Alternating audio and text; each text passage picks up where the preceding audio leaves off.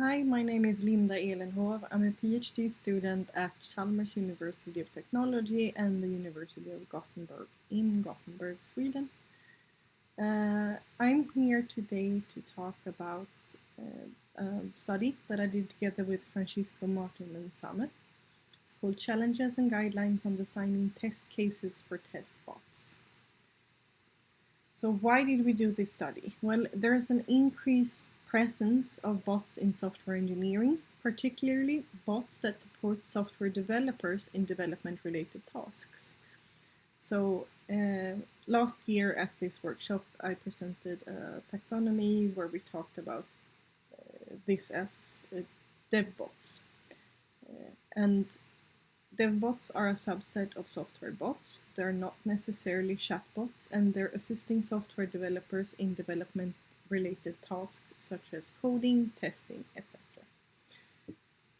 Since they're often embedded in our development cycles, it's important to understand how we can create them to, for instance, reduce costs in test maintenance, execution, and debugging. We've conducted this investigation in a company in the automotive industry in Sweden that uses test bots to test their software and report the results to engineers. The focus here lies on bot creators and not bot users. So our case company then. They're a company who are a provider of service as a product for several car manufacturers around the world. The bots are used to test components in a microservice architecture. The bots are deployed entities in a deployed microservice environment, and this is where the testing occurs. The company has several different types of test bots, load testing, integration, and system testing, and this study only looks at the end-to-end system testing bots. So for them, execution speed and the communication of relevant test feedback to engineers are important. And we just don't want to decrease the time it takes to run it because we want to give faster feedback, but also because of cost. The company uses AWS Lambdas, which is Amazon's pay-per-use model for serverless applications, and this is what they use to host these test bots. And this is why the design is important, because the design can change the time it takes to run these tests. And in the paper, we call this the effectiveness of the bot. So this is not the same as test effectiveness, which means that the test finds more bugs, but something else. So why are these considered bots and not simply automated test scripts? Well, there's no consensus on the definition of bots. There are existing taxonomies, and you can find these in reference in the paper. Both of these mention the facets autonomy and interactivity, and for these test bots, they're automated and autonomous. So the bot is a built entity that is deployed as its own component in the microservice landscape. It's run continuously, and it interacts, so it sends update to dashboard, and in case of fail also communicates this via Slack. And this type of tool is considered to be a bot by practitioners. So I've linked a preprint of an FSC accepted paper where we talk to and surveyed several practitioners about the definitions of a bot. So the research questions of this study is, what are the main challenges when designing and executing system tests on software bots? And to what extent does the test design affect the effectiveness of the test bot? And as I said before, effectiveness of the test bot in this case is the time it takes to run and report the result of one test, not the amount of bugs found. And this is more about how to build the bot than it is about how to make a good test. So we did a case study where we collected direct and indirect data. We did this in two ways. First, a semi-structured interview. A set of semi-structured interviews. The participants were selected based on having previous experience with the test bots, which meant that they were familiar with the overall scope of software test bots and had worked on their development. We had 4 participants, 2 senior developers, 1 junior developer, and 1 architect. The interviews were recorded, transcribed, and coded. We performed a thematic analysis on the interview data in order to find patterns in the raw data that later was used as base for the coding. The outcomes were categories which summarize the data. So we expressed key themes and processes related to their usage of the testbots.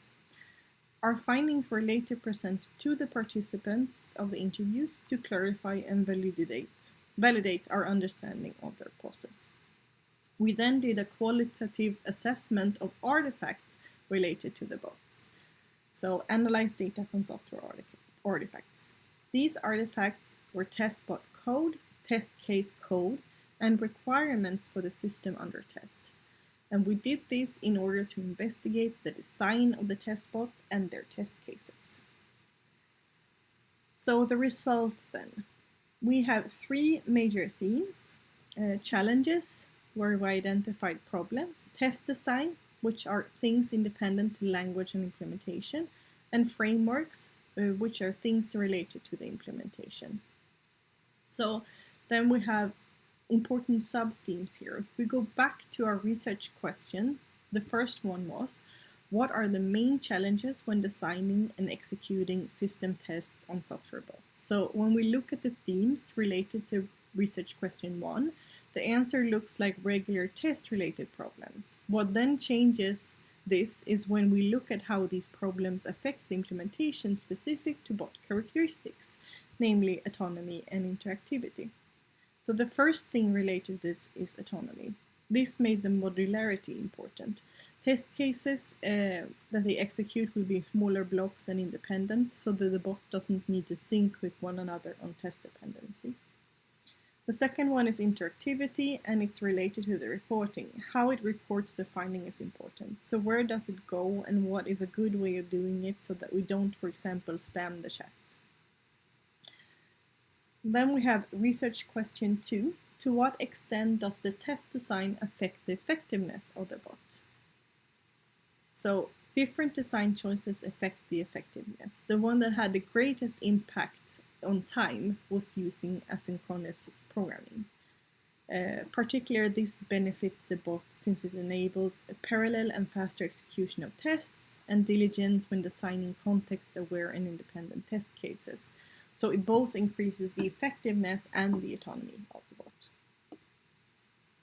So from these themes, we then developed 6 guidelines to aid creators of this type of bots. You can find them all in the paper, and again, it's more about how to build the bot than it is about how to make good tests. So as an example, I can show you one of the guidelines. The first one is, what do we want to do?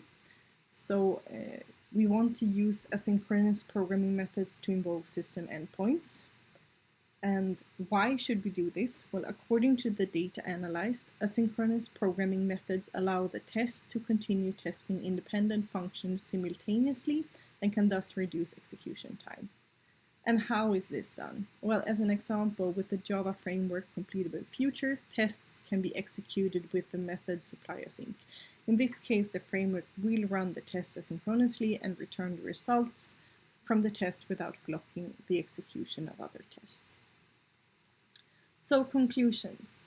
We support testbot creators and designers by supplying a list of challenges reported by industry. From that, we created a guideline to support practitioners when creating this type of bot. Future work is to look at commonalities across domains. This is just one domain, the automotive industry. And also, we want to look at other types of bots.